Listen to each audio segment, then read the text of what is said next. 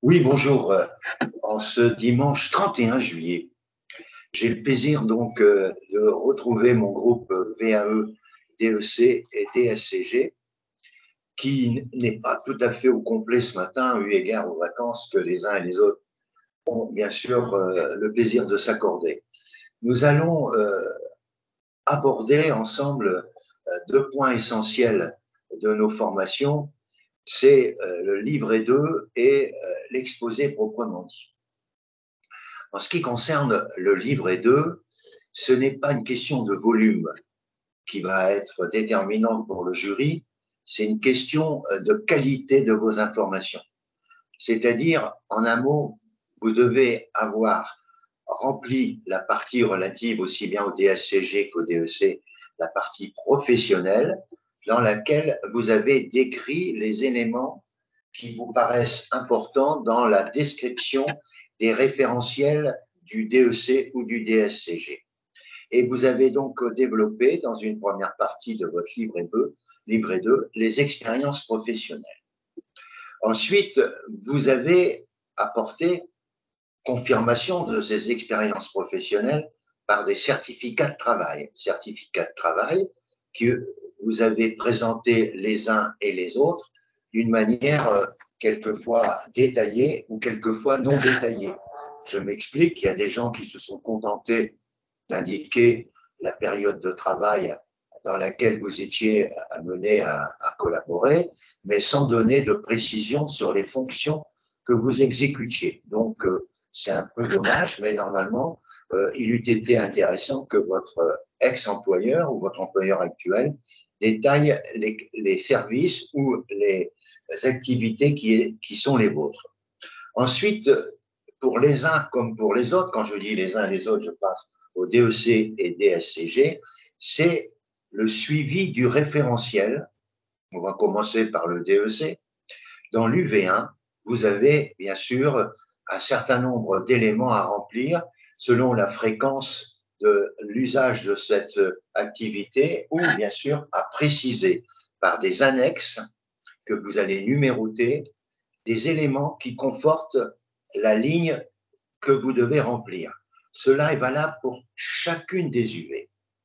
En ce qui concerne l'UV1, il est important de préciser que vous avez une très grande attirance vers la déontologie et qu'au sein de vos activités, vous avez réglé au sein de votre entreprise, pour vos collaborateurs, en particulier les entreprises du secteur expertise comptable, vous avez mis sur votre bureau de tous les collaborateurs un dossier qui s'appelle déontologie CAC et déontologie expertise comptable.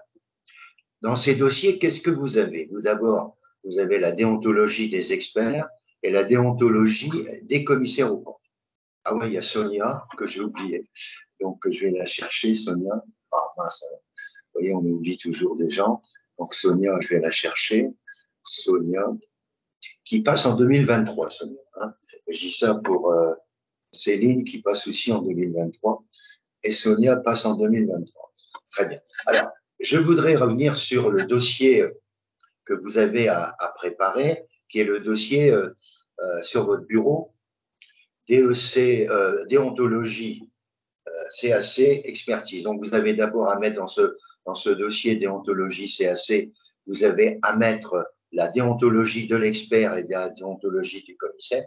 Ensuite, vous devez mettre les normes professionnelles des experts comptables et les normes d'exercice professionnel, bien sûr, des commissaires aux comptes. À l'intérieur, vous devez y mettre aussi les notes d'information publiées par la compagnie, en particulier des commissaires aux comptes, quelques notes d'information publiées par l'ordre des experts comptables, et vous devez mettre également le référentiel normatif. Il faut que vous apportiez la preuve au jury, aussi bien pour le DEC que pour l'UV1 du DSCG, que vous êtes amené à faire respecter au niveau du cabinet et des collaborateurs, au niveau de l'entreprise, les règles qui animent nos deux fonctions d'expertise ou de commissaire au compte.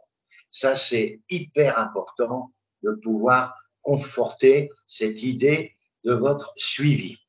Pour l'UV1 comme pour l'UV1 du DSCG où on parle plus de déontologie, il faut que vous apportiez aussi confirmation que vous assistez autant que faire se peut au congrès des experts comptables en présentiel pour certains d'entre vous ou à distance comme c'était le cas encore les 2 dernières années et que vous avez beaucoup d'intérêt à suivre ces journées de congrès, mais aussi la journée nationale dont je vous ai fait part hier, qui a lieu le 8 et 9 décembre à Rennes, je crois, oui, c'est à Rennes, et dans laquelle vous devez être, en tant que candidat au DSCG ou au DEC, vous devez être informé du thème des congrès 2022 et des journées nationales 2022.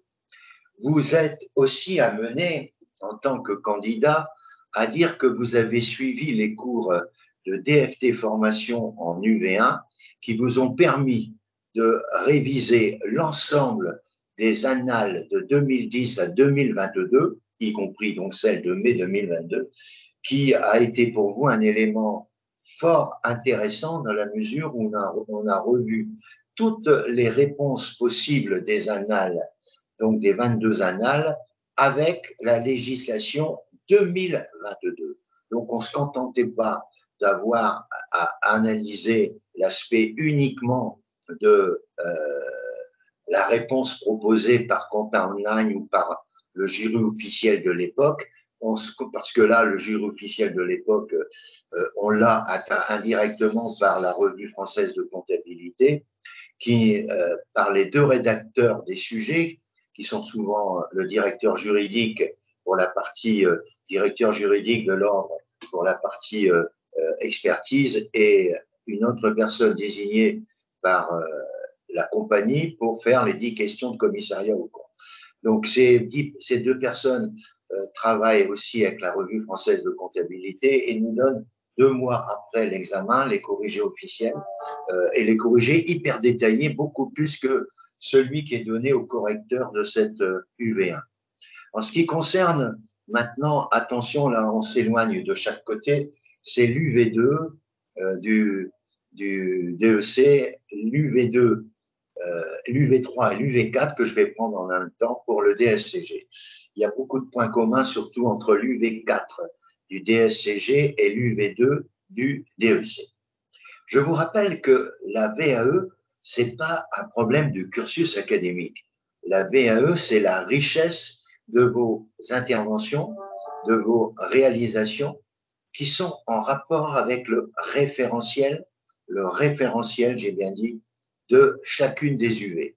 C'est-à-dire que vous devez avoir la prétention de dire que si vous êtes inscrit, on verra tout à l'heure dans l'exposé, si vous êtes inscrit à la VAE, c'est que en consultant les exigences des référentiels, vous avez constaté honnêtement que vos activités représentaient plus de la moitié des exigences. On ne peut pas dire que, comme un DEC traditionnel, vous ne connaissez pas tout. Si vous connaissiez tout, les candidats au DEC, il y a des candidats qui auraient 20 aux 3 UV. C'est pas possible. Moi, je n'ai jamais trouvé un candidat qui a eu 20 aux 3 UV. Donc, on ne peut pas dire que ce soit forcément quelque chose qui est absolument nécessaire de tout faire. Non. Il faut que vous compreniez que vous devez démontrer que vous connaissez au moins la moitié. Et ça, c'est important. Pour chacune des UV que vous présentez.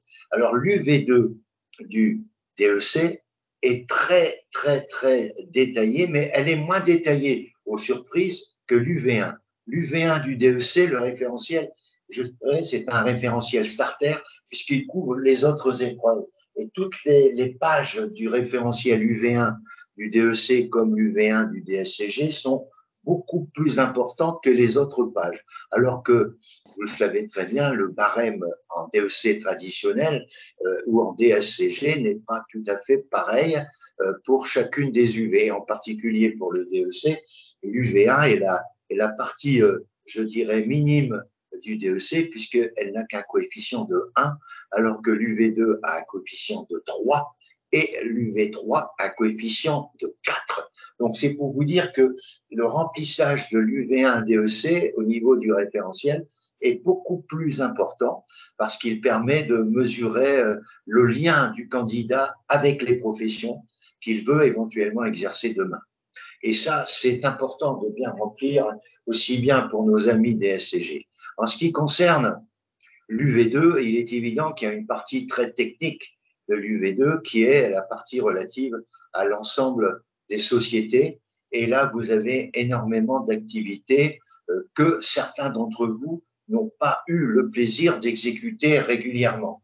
Je prends l'exemple de certains qui n'ont pas eu l'occasion de faire des consos, qui n'ont pas eu souvent l'occasion de faire des fusions et qui se sentent un peu embarrassés. Il n'y a pas à être embarrassé. Il y a des personnes qui se sont rendues compte.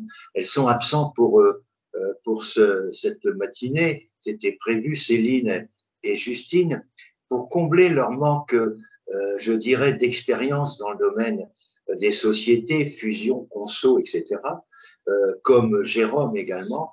Ils ont été amenés à faire des stages dans des grands cabinets comme Inextincto, KPMG, et ils ont fait des stages à la fois. L'une a fait un stage uniquement pour les activités exceptionnelles des sociétés, c'est-à-dire conso, intégration fiscale, apport et bien d'autres choses qui sont propres au programme de l'UV2, qui sont à la fois au programme de l'UV2 du DEC, au programme de l'UV4, je dis ça pour Raymond qui vient de nous rejoindre, du DSCG. L'UV4 du DSCG est absolument exigeante également au niveau des attestations et au niveau de ce que vous devez savoir exécuter ou avoir su exécuter à un moment donné. Tout ça nous amène maintenant à développer d'autres critères. Les critères, c'est que vous devez montrer par vos attestations, car les attestations ont une très grande importance pour l'UV2. C'est l'attestation de commissaire aux comptes, l'attestation d'expert comptable, bien sûr, l'attestation d'avocat, voire avec le respect des règles RGPD, des attestations de clients pour lesquels vous aviez une certaine habitude de travail avec eux et ils ont su apprécier votre travail ou l'apprécient encore et ils ont voulu montrer l'intérêt de faire cette attestation pour dire que chez eux, vous avez réalisé telle chose et telle chose. Il est évident que les attestations de professionnels reconnus sont quand même des éléments forts pour le jury DEC VAE. Hein. Il faut aussi que, on y reviendra dans quelques minutes, que vos expériences professionnelles situent bien les liens entre le référentiel à respecter et le vécu des expériences professionnelles. C'est là où on est très attentif. Hein, donc les stages qu'ont accompli Jérôme, à ma connaissance, Céline, et Céline Aumont, qui n'est pas là ce matin, mais excusez, ont été très profitables. D'ailleurs, elles ont eu des attestations de KPMG, Inextinso et autres, hein, comme Jérôme d'ailleurs, qui situe exactement toutes les tâches qu'ils ont accomplies durant ces 60 heures, voire pour certains 250 heures, puisqu'il y a Jérôme qui a déjà eu l'occasion de passer l'an dernier, mais on lui a reproché justement qu'il n'avait pas assez d'expérience, puisque dans le domaine des sociétés, pour cause, il est directeur d'un centre de gestion. Un centre de gestion, c'est un centre qui ne s'occupe que des entreprises individuelles. En gros, hein, il y a quelques dossiers à société, mais c'est minime. Donc, il n'a pas l'expérience que peuvent avoir des collaborateurs ou des chefs de mission dans un cabinet d'expertise comptable ou un directeur financier dans une entreprise dans laquelle il doit effectuer des travaux de dimension non négligeable. J'aimerais aussi rappeler que, en ce qui concerne cette UV2, vous avez aussi une grosse partie qui s'appelle révision contractuelle et révision légale. Il est évident que vous devez avoir la preuve que vous avez des rapports, bien sûr, avec des commissaires aux comptes. Pour certains d'entre vous, que vous avez accompagné des commissaires aux comptes dans leurs travaux, et que vous connaissez bien sûr les rapports généraux et les rapports particuliers qu'un commissaire aux comptes doit rédiger. Vous avez suivi également avec beaucoup d'intérêt les normes d'exercice professionnel pour les CAC et les normes professionnelles, que votre travail est orienté vers le respect des normes et surtout que vous avez également mis dans votre déontologie, tout à l'heure dans le dossier déontologie, vous avez mis un dossier des sites qui sont importants à maîtriser. Un candidat DEC-VAE doit être amené à visiter des sites régulièrement. Quels sont les sites importants? Vous avez d'abord le site de l'ANC, l'autorité des normes comptables, que vous devez mettre dans le dossier UV1, puisque l'autorité des normes comptables amène aussi à donner son avis sur un certain nombre de dispositions. Vous avez le site H3C pour les commissaires aux comptes. Ça, c'est les deux sites absolument incontournables. Ensuite, vous avez bien sûr le site du Conseil national, qu'on l'appelle maintenant, et non plus supérieur, on l'appelle le Conseil national de l'ordre des experts comptables. Et puis, vous avez également le site de la Compagnie nationale des commissaires aux comptes. Ça, c'est indispensable, ces 4 sites que je viens de citer. À cela, j'ajouterai, chose qui va être surprenante pour certains d'entre vous, 2 sites qui sont pour moi des sites qui apportent beaucoup de choses aux experts comptables. C'est les sites des 2 syndicats que nous avons, qui sont des syndicats qui construisent et non qui détruisent, qui essayent de défendre la profession d'expert et de commissaire. C'est d'un côté le site ECF, Experts comptables de France, et bien sûr l'autre syndicat qui est l'IFEC, Institut français des experts comptables. Alors on a tendance quelquefois à dire que l'ECF c'est les cabinets traditionnels et que l'IFEC c'est les gros cabinets. Bon, c'est une simplification dans l'analyse de ces deux critères, parce que il y a aussi bien du côté traditionnel en IFEC, mais c'est vrai que on le voit, je prends l'exemple, il y a une certaine alternance au niveau de la gestion des experts comptables. Monsieur Tandé, qui était l'ancien président, était d'origine IFEC. Aujourd'hui, Monsieur Canesi est d'origine ECF. Par contre, au niveau du commissariat, qui est quand même le fait de gros cabinets dans la plupart du temps, c'est l'IFEC qui a toujours été, depuis que les élections ont lieu, c'est toujours l'IFEC qui a géré la compagnie, ce qui prouve quand même que la compagnie qui est dominée par des gros cabinets, c'est quand même les gros cabinets qui se trouvent dans, je dirais, les adhérents les plus nombreux du côté de l'IFEC. Donc, tout ça, c'est des questions que vous devez maîtriser. Vous devez savoir aussi que les élections, aujourd'hui, aussi bien des experts comptables, des commissaires aux comptes, ont lieu par l'aspect Internet.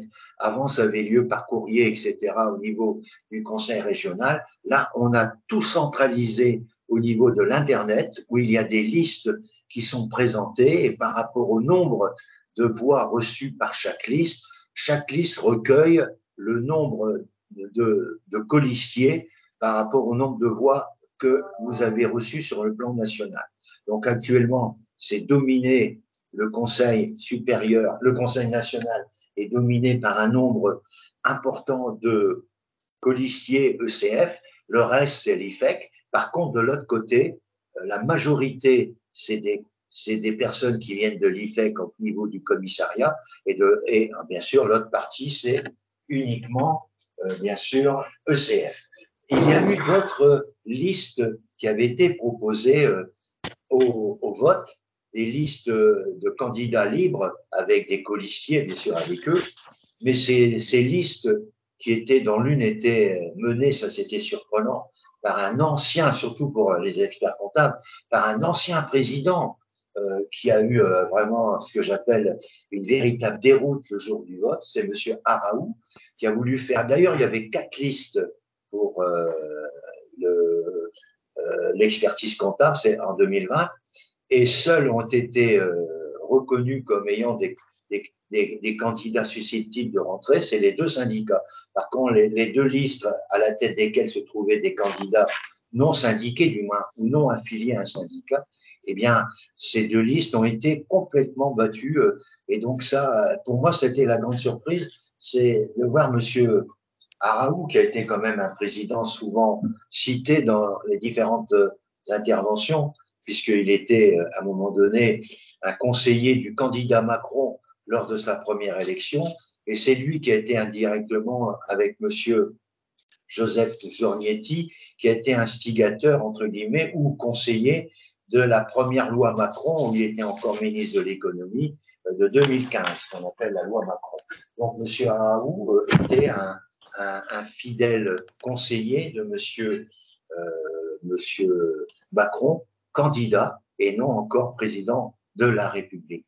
Tout ça explique que les élections que vous devez savoir maîtriser, qui ont lieu par Internet sur des listes et ensuite répartition des colistiers par rapport au nombre de voix. En ce qui concerne, je reviens maintenant, en ce qui concerne l'UV2, l'UV3 et l'UV4 du DSCG, j'aurai l'occasion pour ces trois UV de revenir plus en détail, mais n'oubliez pas, et ça j'allais le rappeler à cet instant, aussi bien pour le DEC que pour le DSCG, n'oubliez jamais l'importance de la conclusion que vous menez pour chacune des UV. C'est-à-dire que vous devez, dans la partie finale de chaque UV référentiel que vous avez à remplir aussi bien au DEC qu'au DSCG, vous devez soigner particulièrement la conclusion ou l'analyse générale de l'UV1, de l'UV2, etc., pour le DEC comme pour le DSCG, en apportant les mots forts.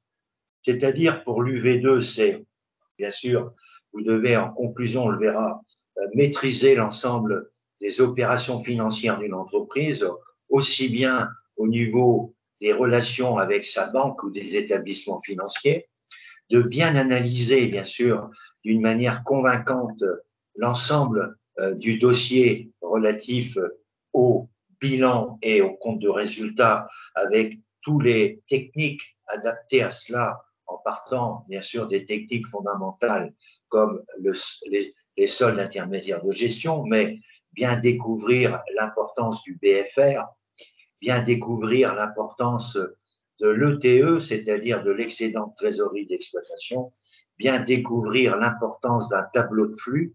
Donc c'est ça la dominante de l'UV2, comme c'est aussi l'une des dominantes que vous auriez à recenser comme mot fort pour le référentiel UV2 du DEC, car le référentiel UV2 du DEC amène à ce que l'expert comptable en particulier doit savoir aider ses clients dans l'optique financière de l'optimisation et lui apporter tout un ensemble d'éléments susceptibles de renforcer les liens constructifs avec la banque.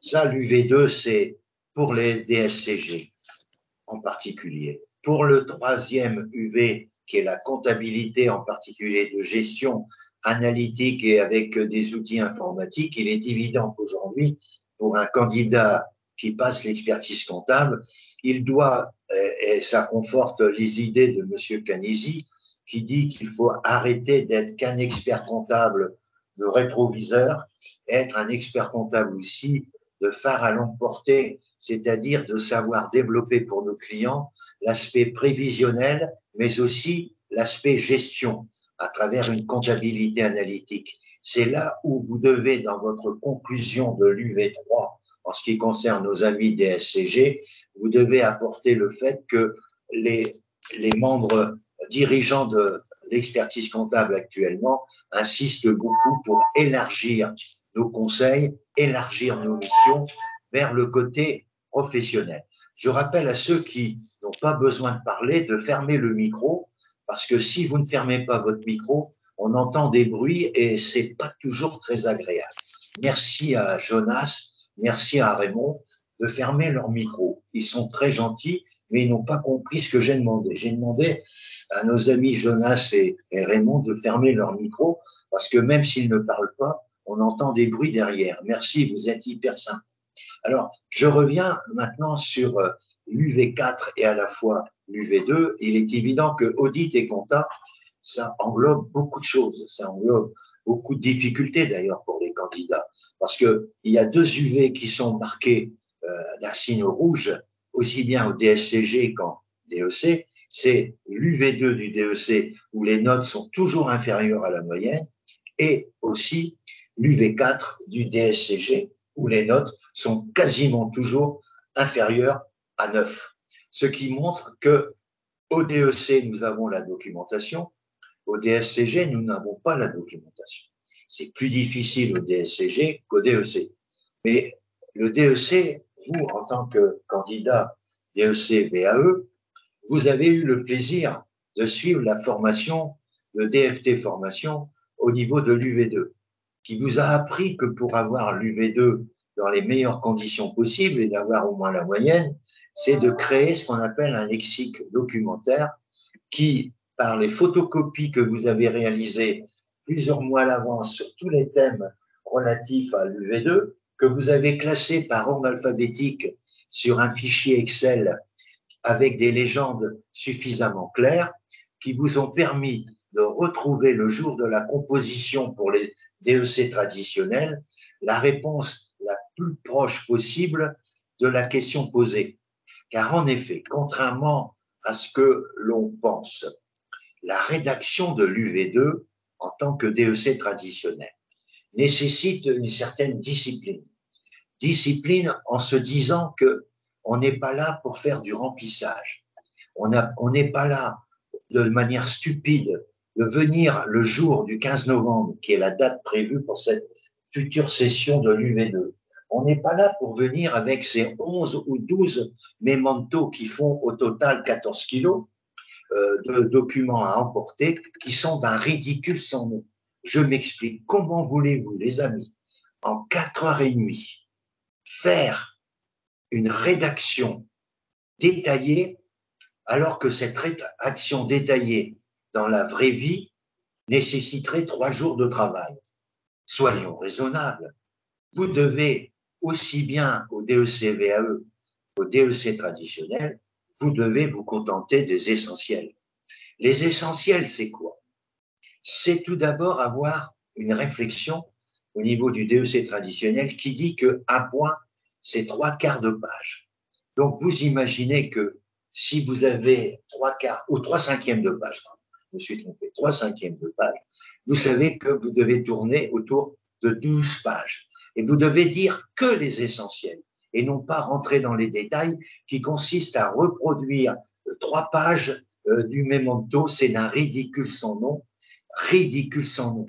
Quand on regarde les corrigés officiels de l'UV2, on est surpris de la rapidité du corrigé. Au niveau de ces pages, il y a 9 pages à peu près de corrigés avec les essentiels. Et surtout, on laisse souvent dans certaines questions l'appréciation au correcteur de juger le bon sens du candidat. Ce qui explique quelquefois, chose qui est peut-être surprenante en UV4, alors qu'en UV2, c'est beaucoup plus courant, qu'il y a des écarts de points. Parce que le barème en DEC UV2 est très large et il laisse la place à l'appréciation du jury. Et les jurys n'ont pas forcément la même expérience de leur vie professionnelle et n'ont pas la même perception de l'intérêt que le candidat a mis sur sa feuille. Donc c'est pour ça qu'il y a quelquefois des écarts qui sont surprenants entre deux copies UV2, écarts qui arrivent mais très rarement en UV4 DSCG. Très rarement. Hein, j'ai corrigé souvent, j'ai même été président une année de la commission UV4, mais j'avoue que j'ai eu moins de problèmes que ceux qui ont l'UV2, par exemple, en DEC. Alors tout ça démontre que aussi bien le programme de l'UV2 que le programme de l'UV4, il y a l'UV2. N'oubliez pas que l'UV2, c'est la révision théorique du DCG et du DSCG. J'ai dit bien la révision théorique. Quelle différence y a-t-il entre le DSCG et le DEC? Eh bien, normalement, la différence se situe par le côté professionnel du candidat DEC, qui, par ses 3 années de stage au moins, quelquefois beaucoup plus pour certains qui ont fait les 3 années, ça fait quelques années, et qui ont tardé à déposer leur dossier et ont au moins 15 ans d'activité comme chef de mission et passent l'UV2. Ben, c'est là où, à travers la réponse du candidat, on doit sentir, par rapport au DSCG qui est très théorique, on doit sentir votre expérience professionnelle. C'est pour ça que moi je dis toujours que quand vous composez l'UV2, vous devez vous mettre dans la peau d'un véritable expert comptable, c'est-à-dire dans la peau d'un véritable expert comptable qui consiste à faire d'abord un sommaire de votre composition, éventuellement. Ensuite, ça se discute puisqu'il y a des jurys qui ont dit que ça servait à rien, puis il y en a d'autres qui ont dit que c'était très bien.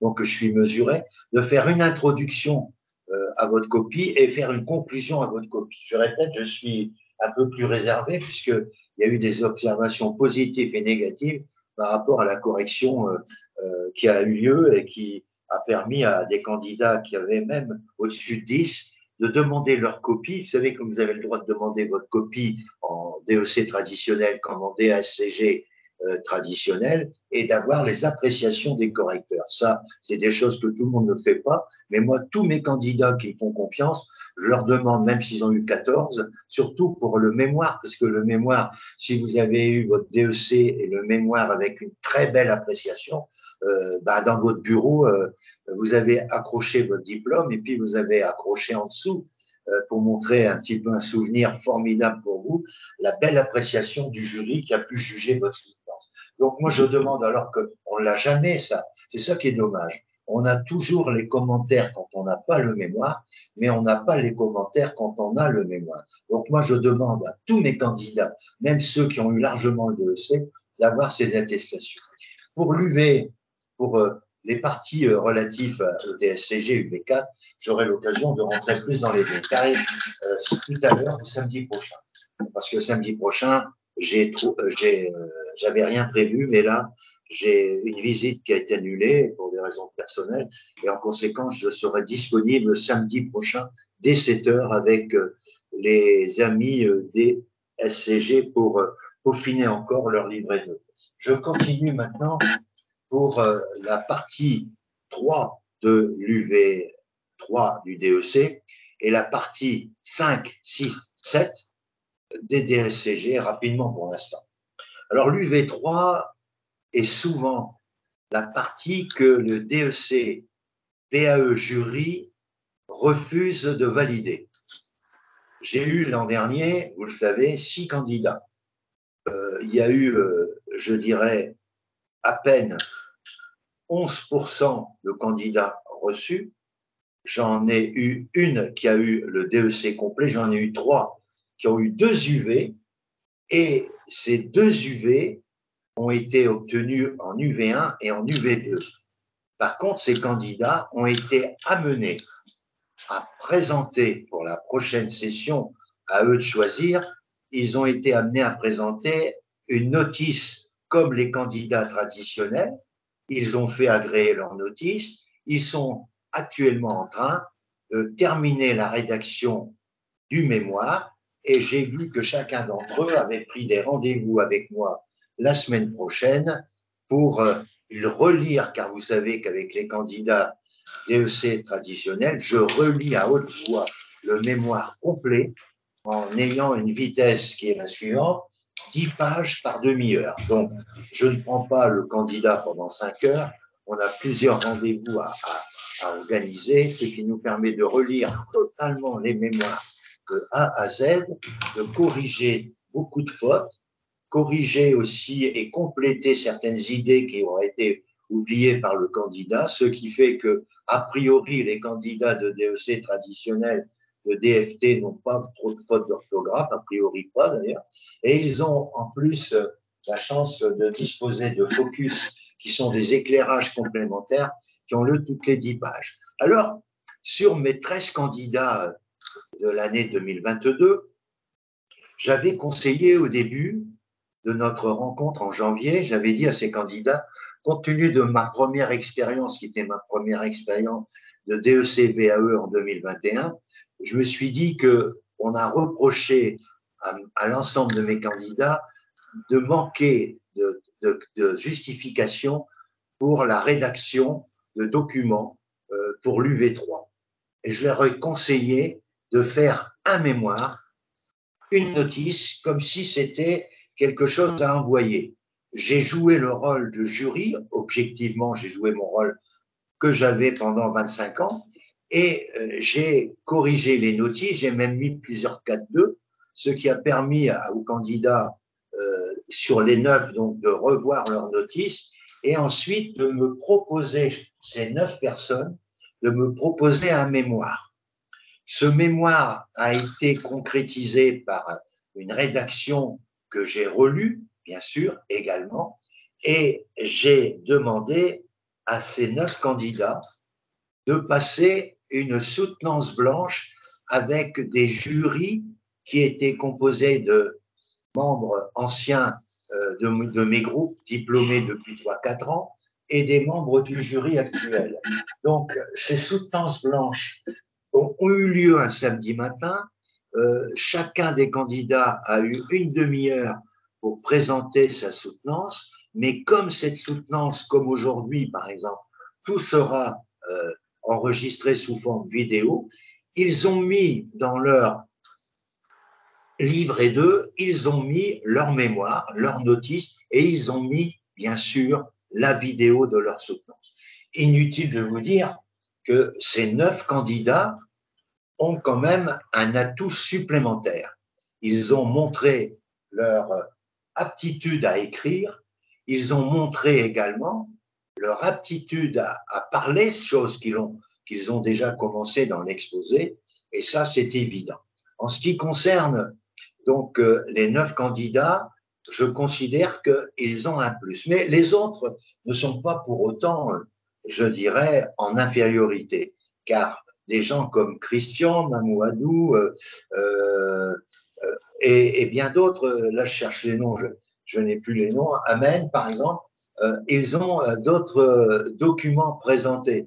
Il y a des gens, par exemple, parmi les 4 autres, qui ont fait beaucoup de formations, des gars qui étaient chez KPMG ou qui étaient chez Mazars et qui ont eu à s'occuper de missions, et ils ont mis dans leur justification UV3 des documents qui symbolisaient leur attachement à la formation, même les programmes de formation, les commentaires de certains de leurs collaborateurs qui ont suivi les formations, ou alors les commentaires de la direction sur le rôle qu'a joué M. X ou M. Y dans la formation. Ils ont aussi précisé qu'ils étaient habitués à faire des rapports, qu'ils accompagnaient souvent les commissaires aux comptes, parce que l'UV3, c'est un petit peu l'UV3 qui symbolise vos capacités verbales et vos capacités littérales. Donc, il est évident que avec un mémoire et une soutenance blanche, on respecte les 2 exigences, mais il y a d'autres moyens de respecter ces exigences. Mais il faut vous dire que c'est l'UV3 qui est celle qui est la plus difficile à obtenir pour valider le DEC. Parce que j'avoue que mes candidats qui n'ont pas eu le DEC l'an dernier avaient quand même autour d'eux, il y avait un qui était directeur comptable de chez Bolloré Gabon, et l'autre était chef de mission dans un cabinet. Donc ça prouve quand même qu'ils avaient l'habitude. Il y en a même un qui a présenté son livre de procédure qu'il avait réalisé quelques mois avant, qui avait révisé complètement le livre de procédure du cabinet dans lequel il était. Ben, ça n'a pas été suffisant pour lui permettre de valider son UV3. Donc, je vous rappelle que c'est justifier votre capacité à être capable d'avoir fait des rapports, d'avoir fait des notes de synthèse, d'avoir fait éventuellement des mémoires. Si c'est pas forcément le mémoire expertise comptable, vous avez fait un mémoire pour un master, vous avez fait, et ça peut servir aussi de justification de votre capacité rédactionnelle et verbale. Et tout ça, le verbal, bon, le jury s'en aperçoit à travers les 45 minutes qu'il va passer avec vous. Mais j'avoue que avoir fait un mémoire, je ne regrette pas de m'avoir conseillé à l'ensemble de mes candidats. Je le reconseille également puisque Sonia, qui est avec moi depuis quelques semaines, a déjà décidé de faire un mémoire pour la session 2023. Et ça, c'est quand même relativement important.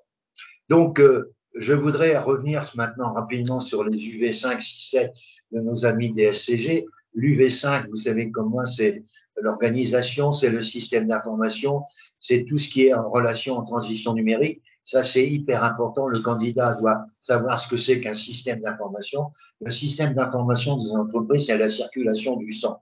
Donc, il est évident qu'un candidat DSCG doit connaître l'ensemble de la circulation, éviter les coûts cachés, éviter, bien sûr, de faire des répétitions dans certains services. Et donc, il est évident qu'avec l'UV3 qu'il a déjà bien maîtrisé avec la comptabilité analytique, la gestion prévisionnelle et les outils informatiques, il a un système d'information pour lequel, en tant que candidat DSCG, il s'est beaucoup intéressé. Il a participé à l'amélioration du système d'information de ses clients et il a des références qui symbolisent, bien sûr, l'ensemble des opérations. Pour l'UV6, c'est deux choses. C'est l'économie et l'anglais. Alors, pour justifier l'économie et l'anglais, il y a plusieurs choses.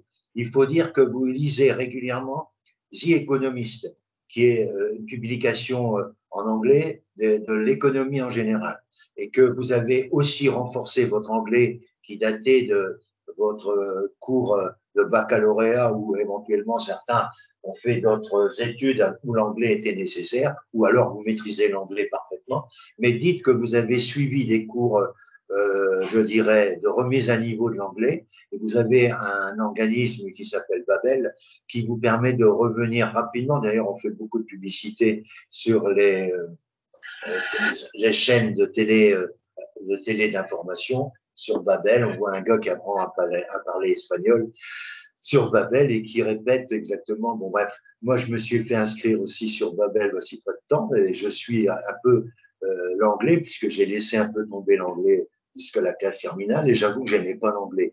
Et je vous dis, c'est mon plus grand regret d'avoir négligé l'anglais quand j'étais en phase bac. Donc, j'avoue que ça remonte à plus de 50 ans, même 56 ans. 57 ans que j'ai passé mon bac.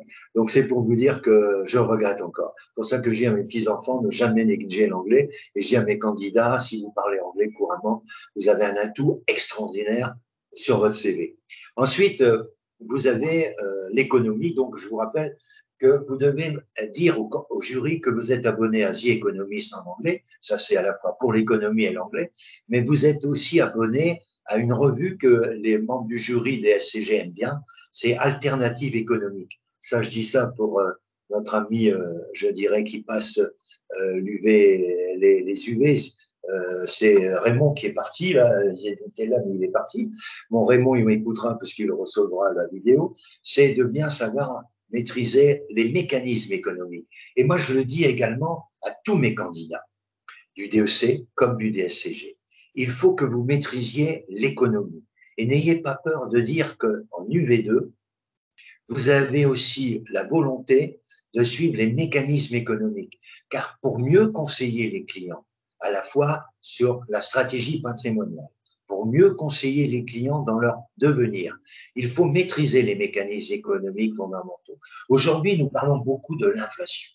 On parle beaucoup de l'inflation. Si, en tant qu'expert comptable, vous n'êtes pas capable d'expliquer ce que c'est que l'inflation, les conséquences de l'inflation, eh bien, vous êtes malheureusement en difficulté. Donc, grâce à Alternative économique, qui est une revue qui est rédigée à la fois par des professeurs d'économie et des professionnels, elle vous donne chaque mois, pour 6 € par mois, elle vous donne une revue qui correspond à tout ce que je ne vous demande pas de devenir des docteurs en économie, mais je vous demande de devenir des bons conseillers en économie d'application aux entreprises. Vous savez qu'il y a deux termes en économie, c'est la microéconomie, c'est l'économie de l'entreprise, et la macroéconomie, c'est l'ensemble des mécanismes fondamentaux de l'économie basés sur l'activité, sur la production et sur l'épargne. Eh bien, vous avez ces trois éléments-là qui sont répétés sans arrêt au cours des mois par les lectures de mécanismes. On vous explique pourquoi l'inflation en France est moins importante grâce à tout ce que l'État a fait pendant la crise pandémique, mais l'inflation va continuer d'augmenter encore un certain nombre de mois, et même certains n'hésitent pas, un certain nombre d'années. Mais n'oubliez pas que l'inflation ne profite qu'à ceux qui sont endettés à taux fixe, mais ne profite pas à ceux qui travaillent et ne profite pas à ceux qui épargnent. Donc, en conséquence, il faut savoir expliquer que l'inflation, c'est un cancer que l'on ne maîtrise pas et dont les éléments ne sont pas forcément toujours très douloureux au départ, mais c'est un cancer qui va tuer. Qui va tuer quoi? Ben, qui va tuer l'esprit d'entreprendre et qui va tuer, bien sûr, ceux qui ont épargné pendant toute leur vie et qui se retrouvent avec une épargne qui est complètement dévalorisée. Et ça, c'est hyper important. Par contre, je répète, les grands gagnants, c'est ceux qui se sont beaucoup endettés à taux fixe et qui, grâce à l'inflation, voient leurs revenus augmenter alors que la quote-part du remboursement est toujours la même. Ça veut dire que si la quote-part de remboursement, voici un an, représentait 25% du revenu, dans 5 ans, ça représentera plus que 5% du revenu. Donc, l'effort pour rembourser sera moins évident et c'est eux qui en profiteront. Voilà ce que je voulais rappeler à nos amis. Et bien sûr, j'arrive à la session 7 pour notre candidat DSCG.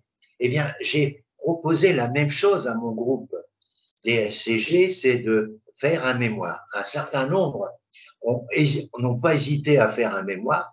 Il y en a un qui a fait un mémoire sur le LBO, par exemple, un autre qui a fait un mémoire sur l'aspect relatif à l'épargne salariale, et ils ont fait un mémoire, mais moins développé que celui du DEC. Ils ont fait un mémoire que j'ai corrigé, bien sûr. J'ai fait une soutenance blanche également avec eux, qui vont rentrer dans leur livre 2. Le livre 2, pour nos amis, n'est que le 31 août, alors que le livre 2, vous le savez aussi bien que moi, pour nos amis de l'EC, a été déposé depuis le 31 mai. Si vous apportez éventuellement d'autres attestations au jury, vous pouvez l'envoyer au siècle en disant je me permets de vous demander de bien vouloir transmettre au jury de mon DEC-VAE les pièces que je n'ai pas pu joindre eu égard au manque de disponibilité des rédacteurs de ces attestations. Vous pouvez les envoyer et les avoir avec vous le jour de votre examen. Je vais maintenant passer à la deuxième partie. Il me reste peu de temps là, j'ai parlé beaucoup. C'est l'exposé. Alors, comment ça va se passer aussi bien pour le DSCG que pour le DEC? Pour le DEC, vous n'avez que 2 correcteurs, 2 examinateurs. Un qui représente la plupart du temps l'expert comptable et l'autre, comme c'est un diplôme universitaire, le DEC, l'autre, c'est l'université. Il est évident que lorsque vous avez un jury qui est composé d'un expert comptable et d'un prof universitaire qui est en même temps expert comptable, c'est vraiment le jury idéal. Par contre, vous avez quelquefois, et j'en ai les témoignages, un jury qui est composé d'un expert comptable et d'un prof universitaire qui n'a jamais mis les pieds dans un cabinet et qui, lui, raisonne avec la théorie et qui peut éventuellement vous désarçonner le jour de l'épreuve. Bon, il est évident que pour l'exposé réussi, qui a duré 15 minutes et 30 minutes de questions, voilà l'idéal, le candidat doit se préparer par des répétitions, mais aussi préparer ce que j'appelle son diaporama de présentation. Son diaporama de présentation doit comporter 15 slides. En gros, vous verrez indirectement les 15 slides qui sont proposés aussi bien pour le DSCG que pour le DEC. Donc, il faut préparer pour l'épreuve orale un diaporama. Un certain nombre d'entre vous, de mon groupe DEC-VAE, aussi bien de mon groupe DSCG, ont déjà préparé leur diaporama. Du moins, ont préparé, il sera peut-être corrigé après le mois d'août, parce que, bien sûr, ce document ne sera utilisable qu'au mois d'octobre, début octobre pour nos amis DEC et fin du mois d'octobre pour nos amis DSCG. J'aimerais donc rappeler que cette épreuve se déroule comment? Vous allez dans une salle d'attente Et bien souvent, il y a 6 jurys au DEC et quelquefois au DSCG académique, il n'y a qu'un seul jury. Mais vous êtes convoqués tous les 3 quarts d'heure. Donc, quelquefois, vous avez des gens qui sont déjà dans la salle d'attente puisque le jury a pris quelques retards. Donc, vous trouvez le jury sur un sujet académique puisque le DSCG se passe sur le plan académique, le DEC-VAE, jusqu'à preuve du contraire, se passe toujours à Arcueil. Donc vous êtes dans une salle et comme il y a 6 jurys, vous êtes à 6. Et vous êtes convoqué vraiment à 1 heure. Vous arrivez forcément toujours à l'avance et vous arrivez dans une salle où vous avez 6 personnes qui sont comme vous, avec vous bien sûr, qui attendent. Et vous avez un appariteur souvent très sympathique qui vous met à l'aise en disant vous allez voir, le jury est sympathique, etc. Bon, bah, tout ça, c'est des choses qui sont agréables. Et dans le jury DEC, c'est comme ça. Dans le jury DSCG, c'est la même pratique. Mais en jury DSCG, vous avez plus de 2 personnes. Parce que compte tenu que certains d'entre vous passez 7 UV, vous avez bien souvent au minimum 5, quelquefois 7. Ça veut dire quoi? Ça veut dire qu'il y a, pour le candidat qui prépare les 7 UV, il y a un membre du jury qui représente l'UV 1 jusqu'à l'UV 7. Donc c'est pour vous dire que là, on est quelquefois plus impressionné. Moi, j'étais dans des jurys des SCG, j'étais plus impressionné dans. Le candidat, pardon, était plus impressionné dans un jury des SCG. Alors, il est évident que je vous indiquerai, et ma femme vous fera aussi, puisqu'elle est sophrologue, et puis elle fait beaucoup d'interventions audio pour vous permettre de vous décontracter. N'oubliez pas les uns et les autres que vous allez rencontrer non pas des gens qui sont supérieurs à vous, non, vous allez rencontrer 2 clients VIP et vous devez vous comporter comme si vous étiez avec le ton devant des clients. Et ça, c'est important. Ne pas prendre un ton de candidat apeuré, c'est complètement ridicule. Ayez votre maîtrise et soyez naturel. Soyez votre naturel. Et ne faites pas n'importe quoi, ne soyez pas angoissé, apprenez à respirer, vous verrez, je vous rappelle quelques techniques au fur et à mesure des semaines qui vont venir pour vous permettre d'être totalement décontracté par rapport à ceux que vous verrez dans la salle d'attente, dont les pieds ne cessent de bouger, les mains ne cessent de bouger et qui sont en pleine période de stress parce qu'ils vont passer peut-être. Alors ne donnez pas trop d'importance à l'épreuve. Parce que si vous lui donnez trop d'importance, vous augmentez les capacités de stress. Il faut dire que c'est une rencontre normale où vous devez être dans votre meilleure disposition. Alors, l'appariteur vient vous chercher, madame, vous me suivez, s'il vous plaît, vous êtes dans le jury 4, vous me suivez. Donc, au cours de la route, ça fait à peu près 20 mètres, la dame vous dit, vous allez voir, ils sont sympas. Tout ça, ça vous met déjà en sécurité et vous arrivez devant un jury. Le jury, c'est 2 messieurs ou c'est 2 dames, bien souvent une dame ou un monsieur, et il vous demande de vous asseoir, mais avec l'année dernière et l'année précédente, c'était quand même assez draconien. Vous aviez 2 mètres d'intervalle pour éviter en période pandémique des problèmes. Donc cette année, ça sera un peu plus rapproché. Alors, il est évident que moi, en tant que membre du jury, jusqu'à une certaine époque, je me suis toujours levé quand un candidat venait vers nous et serré la main au candidat et mon collègue également. Donc, c'était une forme de décontraction pour le candidat, chose que ne font pas très souvent les membres du jury actuel. Je vous le dis, c'est la mentalité qui change, le manque de courtoisie, le manque, j'ai pas peur des mots, de respect, c'est monnaie courante en 2022. Hein, quand on voit ce qui se passe dans la société, vous n'êtes pas surpris d'apprendre ce que je suis en train de vous expliquer. Et même les membres du jury ont pris de mauvaises habitudes. Et ça, c'est dommage. En ce qui concerne maintenant la manière de vous comporter. D'abord, vous arrivez, vous voyez une dame et un monsieur, vous arrivez, vous dites bonjour madame, bonjour monsieur. Ils vont vous demander de vous asseoir. Et c'est là où vous allez demander la permission d'utiliser votre ordinateur que vous avez déjà mis en route dans la salle d'attente 5 minutes avant la date, à l'heure prévue de votre convocation. Vous leur demandez l'autorisation d'utiliser votre diaporama, mais vous avez pris la précaution de faire un imprimé du diaporama en couleur avec 2 slides par feuille pour éviter d'en donner trop de feuilles, afin que, en cas de panne d'électricité, pourquoi pas, ou panne de courant, ou panne d'informatique, vous puissiez commenter avec votre diaporama votre exposé. Bonjour madame, bonjour monsieur, je m'appelle Francis Tison. Je viens des Hauts-de-France, j'ai un certain âge et j'ai 2 enfants.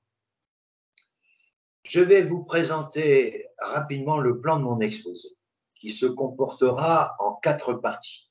La première partie, ce sera mon cursus académique et professionnel. La deuxième partie sera pourquoi j'ai fait ce choix de la VAE. Troisième, ce sera quelques précisions pour mes activités professionnelles.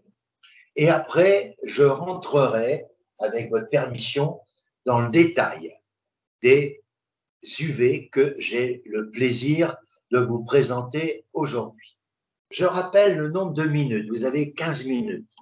Vous avez réservé 6 minutes pour la présentation de votre cursus académique et professionnel. Vous devez réserver 6 minutes également au total dans les 6 minutes pour expliquer le pourquoi de la VAE et ensuite de rentrer dans les détails, mais succincts, qui seront repris dans les UV 1, 2 et 3. Alors, je vais faire à la fois le DSCG. Les 6 minutes, c'est exactement les mêmes pour le DSCG que pour le DEC. Je répète, les 6 minutes que je viens d'évoquer sont exactement les mêmes pour les 2 diplômes. Par contre, en ce qui concerne l'UV des DEC, si vous présentez 3 UV, vous devez réserver 3 minutes par UV que vous avez rempli référentiel UV1, mais vous devez compléter à ma manière que je vais faire dans quelques minutes. Et ensuite, vous devez donc réserver 3 minutes par UV. Pour nos amis DSCG, il reste 9 minutes pour les 7 UV qu'ils présentent, mais comme il y en a un parmi nous qui s'appelle Jonas et qui n'a qu'une UV à présenter, puisque les 7 UV seront, les autres UV, il les a toutes validées, soit par des équivalences, soit par le passage de l'épreuve traditionnelle. Lui, ça va aller très vite. Le jury va l'interrompre. Au bout de 3 minutes, ils vont lui demander de revenir sur l'UV1 et lui poser quelques questions que je verrai tout à l'heure. Ensuite, vous avez donc à présenter les UV1, 2 et 3 avec tous les arguments nécessaires avant que le jury ne revienne sur les questions. Donc, je vais simuler un peu une présentation à ma manière en prenant par exemple le profil de Christian, qui est ici Raza, notre ami réunionnais. Alors, Christian, il veut démontrer un certain nombre de choses, on va y revenir dans quelques minutes, mais je l'ai dit à Christian, il faut que les propos que vous tenez, les expériences que vous expliquez, soient en rapport avec l'expertise comptable. Je m'explique. Si vous commencez à expliquer des activités qui sont des activités courantes d'un aide comptable et que vous l'expliquez comme une expérience pour être expert comptable, comprenez comme moi que vous n'avez aucune chance de valider une UV. Donc, il faut élever votre niveau au niveau de ce que vous souhaitez atteindre. Donc, il faut que votre expérience que vous allez expliquer soit en rapport avec l'expertise comptable. Voilà donc un exemple de ce que j'ai dit à Christian en particulier. Christian qui, à un moment donné, restait, à mes yeux, je lui ai dit, d'ailleurs, il a beaucoup augmenté sa capacité au niveau de son exposé qu'il fera tout à l'heure, mais je vais mettre à sa place. Bonjour madame, bonjour monsieur, Christian Raza, j'ai le plaisir d'être à distance avec vous puisque pour cette année 2022, nous avons le plaisir d'être à distance, donc j'aurais souhaité vous rencontrer, mais nous allons quand même pouvoir me présenter. Je suis donc de La Réunion et j'ai à vous présenter rapidement mon cursus académique. En effet, j'ai passé des épreuves du DCG et du DSCG que j'ai tout validé. Mais ici, c'est plutôt mon expérience professionnelle que je suis tenté de vous expliquer d'une manière plus importante. En effet, j'ai eu la chance de travailler à la fois dans des entreprises et dans des cabinets. Les cabinets qui m'ont fait aussi bien l'entreprise progresser. Et grâce à mon livret 2, vous avez pu vous rendre compte que les activités développées dans chacune de ces instances m'ont permis d'être très à l'aise au niveau de l'expertise qui m'a souvent été confiée, au niveau de mes activités de chef de mission ou, je dirais, accompagnant le commissaire aux comptes dans ses missions. En effet, je voudrais maintenant aborder pourquoi j'ai choisi la VAE. J'ai choisi la VAE parce que d'abord, c'est une nouveauté depuis que quelques années au niveau du DEC. Et j'ai choisi la VAE parce que je considère que, ayant consulté le référentiel de l'UV2, je me suis rendu compte, peut-être à tort ou à raison, aussi bien celui de l'UV1 que de l'UV3, que je possédais à travers les expériences de près de 20 ans, que je possédais quand même un certain nombre de compétences prouvées par les attestations que j'ai pu vous remettre, qui étaient en harmonie avec au moins la moitié des exigences du DEC. Et j'ai toujours eu comme impression qu'il fallait pas confondre connaissances et compétences. En effet, un diplôme, c'est formidable. Et là, j'essaye d'avoir un diplôme. Mais la VAE, c'est un itinéraire différent qui parle plus de compétences que de connaissances. Je m'explique. On peut avoir un diplôme qui est un gage de connaissances à un moment donné. Ici, dans la VAE-DEC, nous devons valider chacune des UV pour être déclaré admis au DEC. Pour le DEC traditionnel, c'est pas du tout la même chose. Un candidat, par exemple, grâce au jeu des coefficients, peut avoir 14 au mémoire et peut avoir 6 en UV1 et 6 en UV1, en UV2, pardon, et il est diplômé. Donc ici, moi, je considère que la validation des 3 UV est beaucoup plus consistante par rapport, bien sûr, à la qualité du jury, par rapport aux exigences développées par les textes officiels qui président la VAE. Voilà pourquoi, je dirais, je n'ai pas choisi le chemin, à mes yeux, le plus facile, car je suis en préparation pour cette préparation depuis la fin de l'année dernière. J'ai passé plus de 600 heures de préparation avec les cours de DFT en formation traditionnelle, les cours de DFT en exposé individuel et en exposé groupe. Inutile de vous dire que toutes ces centaines d'heures ont été très profitables et enrichi considérablement à la fois ma soif d'être devant vous et aussi mon envie d'être un jour expert comptable. Je voudrais maintenant aborder l'aspect relatif à mes expériences professionnelles. En effet, comme tout étudiant qui termine ses études, j'ai commencé à travailler dans des entreprises où j'étais bien sûr un aide comptable qui tenait les opérations courantes. Très vite, par l'obtention de diplômes comme le DCG et ensuite les UV respectifs du DSCG, je suis monté très rapidement dans la hiérarchie du cabinet pour être chef de mission aujourd'hui et manager. C'est-à-dire que je m'occupe à la fois des collaborateurs, je m'occupe des relations avec tout un ensemble d'institutions comme l'Ordre des experts comptables, la compagnie régionale réunionnaise comme l'Ordre, qui sont très dynamiques. Et bien sûr, je suis toutes les informations relatives à la formation nécessaire pour les collaborateurs, c'est-à-dire que nous sommes abonnés à Revue française de comptabilité, nous sommes abonnés à Actuel Expert Comptable, nous sommes abonnés à la revue fiduciaire en général, mais en particulier comptable. Nous sommes abonnés à Francis Lefebvre et bien sûr en particulier Francis Lefebvre comptable. Et nous suivons très très souvent deux communications très fréquentes. C'est Compta Online qui fait des articles formidables et qui fait aussi des articles formidables. C'est la revue SIC et maintenant c'est la revue Magazine des commissaires aux comptes. Non, moi j'ai mis en place sur le bureau de notre cabinet actuel, j'ai mis en place les informations importantes pour les collaborateurs dans lesquelles j'ai mis en site collaboratif, j'ai mis toutes les revues que je viens de vous citer. que je mets régulièrement à jour et que les collaborateurs peuvent s'y plonger. Et j'organise chaque semaine, justement, une réunion hebdomadaire de l'actualité comptable, fiscale et juridique. Hein, et à tour de rôle, je désigne un secrétaire qui fait un compte rendu et nous filmons notre entretien d'une demi-heure à une heure quelquefois et que nous mettons ensuite sur le site la vidéo de chaque réunion hebdomadaire. Je voudrais maintenant vous dire que ces expériences professionnelles et les attestations qui ont été, je dirais, prises pour justifier mes différentes activités m'ont permis de remplir beaucoup mieux les référentiels de l'UV1. En effet, vous avez pu voir aussi bien pour l'UV1 que j'ai montré bien sûr la fréquence de mes actions pour certaines activités, mais j'ai voulu apporter également par des annexes, par des attestations, mon intérêt pour la déontologie et l'intérêt de poursuivre d'une manière régulière le respect. J'ai la chance d'être dans un cabinet comptable et la déontologie est notre quotidien. On ne peut pas faire autrement que de respecter les règles. D'abord, la déontologie, c'est les règles vis-à-vis des confrères.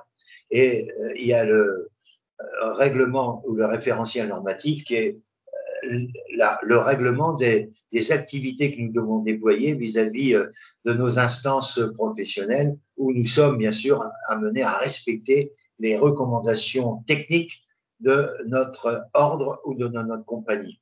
Donc tout cela en UV1 a été très important et bien souvent j'accompagne mon expert comptable pour les congrès régionaux et nous avons aussi assisté ensemble à distance au congrès 2020 et 2021, puisque nous ne pouvions pas, pour des raisons que vous savez, nous déplacer.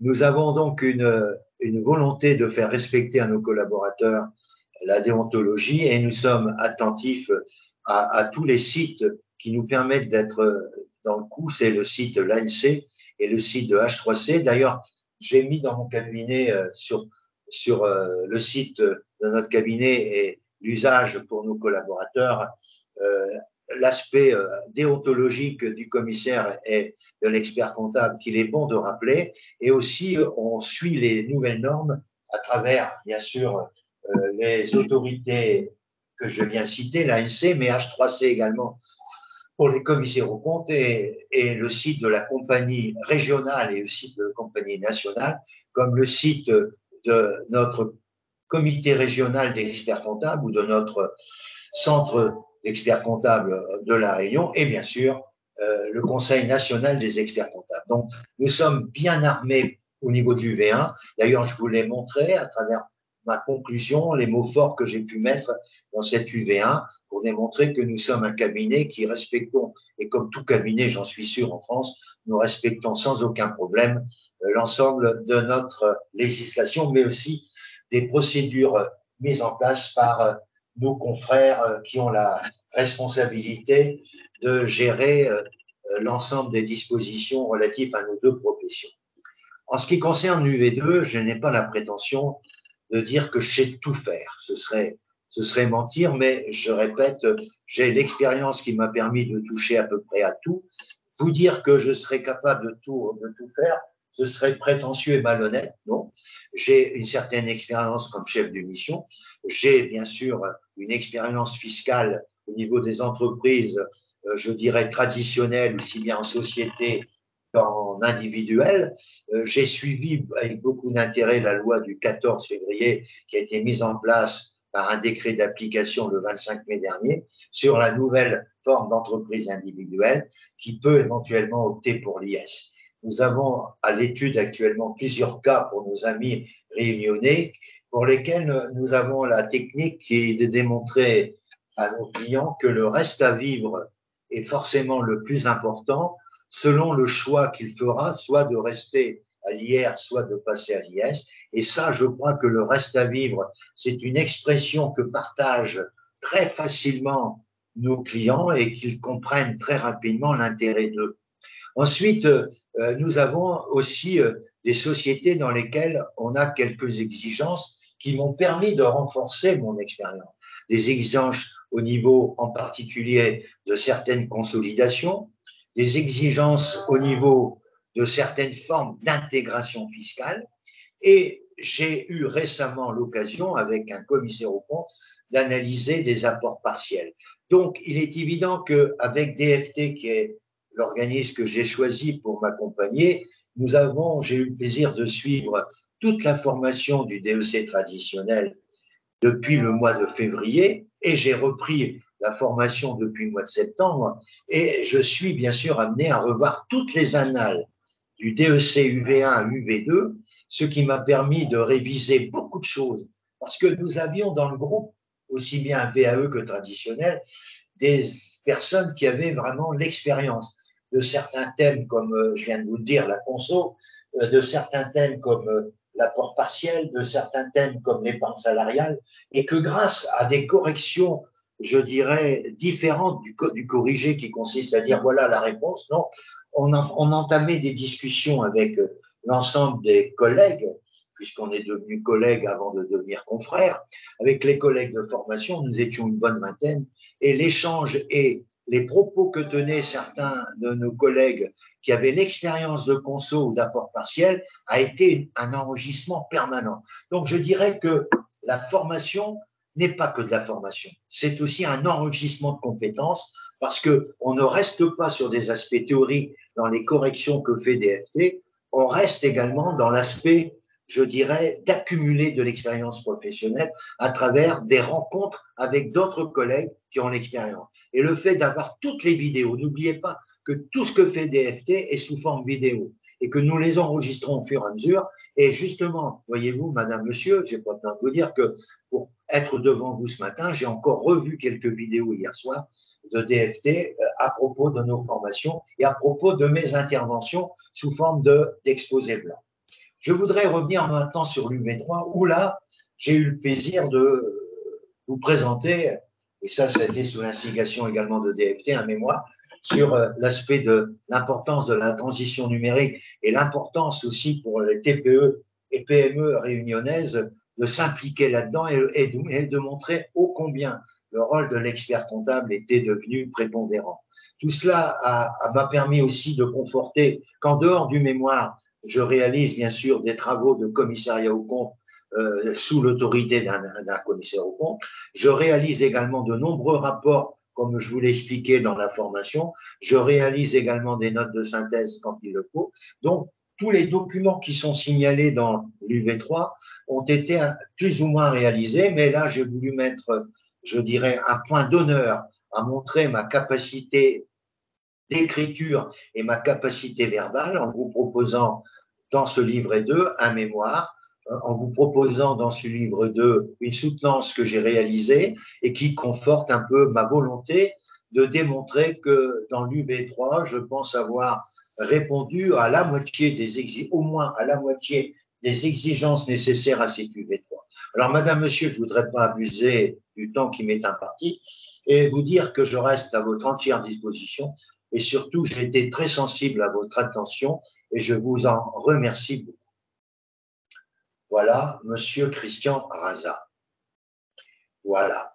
Donc, maintenant, je vais donc vous dire combien j'étais sensible également à votre écoute et je vais cesser l'enregistrement et maintenant faire des autres enregistrements.